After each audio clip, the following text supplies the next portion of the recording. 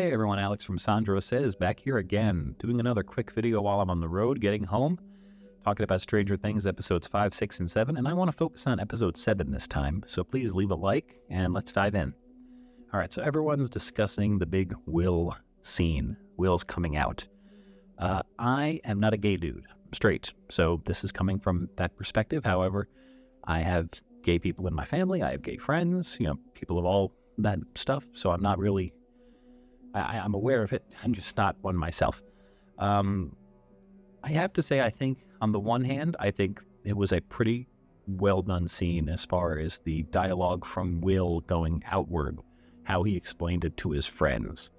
So I thought that was great. I thought they did a good job, a realistic way of a teenage or, mid-20s, whatever, friend coming out to a group of friends that he'd known since he was a kid. That was pretty cool. The part they lost me was I don't think they needed to have the entire bloated cast there at this point. That's one of the problems with the show at this point. You've created so many people that you kind of now, at the finale, you have to involve them all. And it's like 20 people in a room staring at Will. So, in reality, he probably only needed his original friends there, maybe Max and Eleven also, and his mom. Like, Jonathan already knew, as far as we could tell. Jonathan kind of was giving him that nod in season 4. Mike pretty much already knew when in season 3 he said to Will, "You don't like girls." Like, we know you don't like girls. So I don't know what they meant by that. Maybe he just wasn't into them yet. But I think coming out to those people would have made more sense.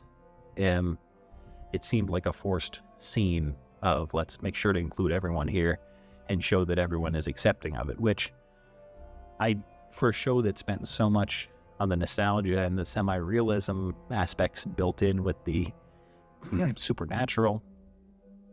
At this point in the 80s, unfortunately, it's not a great time for gay people. So that might be why Will felt so compelled, because he did feel that this was a weakness and people might react. But of a group of 20 like that, it just seems like someone would be a little distant to Will now, unfortunately. And that's sad, but that is the reality of the 80s. There was an AIDS epidemic. People didn't know what to make of that going on. People were afraid to say they were gay consistently. So I just question the realism of the scene, especially coming out to people like Murray, who he barely knows. Why? I mean, I get that Robin's girlfriend was, her girlfriend, but why did she need to be there? It seemed like a bloated scene to make it a big scene, and that's my gripe with it. I hope everyone enjoyed the show in general. It seems to have really divided people online, and that shows how much people care and how much they care about their show and how much they care about the future of the series and the finale and all that. So what did you think? My thoughts are mixed. I liked the episode.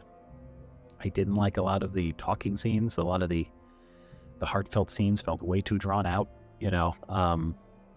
so by that point in the episode, when Will gets his, it's like, oh, we're doing this again. Now we're going to have another long, crying scene or a long emotional scene between people. So they're wrapping up the show, so maybe they feel the need to do that, but it's a bit too much for me. So I hope the finale can just get to the action, get to the plot, and get to some exciting, wrapping up of, what's going on in the Upside Down. Is this real? Is this not? All that crap. So, all right. Anyway, let me know what you thought in the comments. Hope you're having a great last few days of 2025.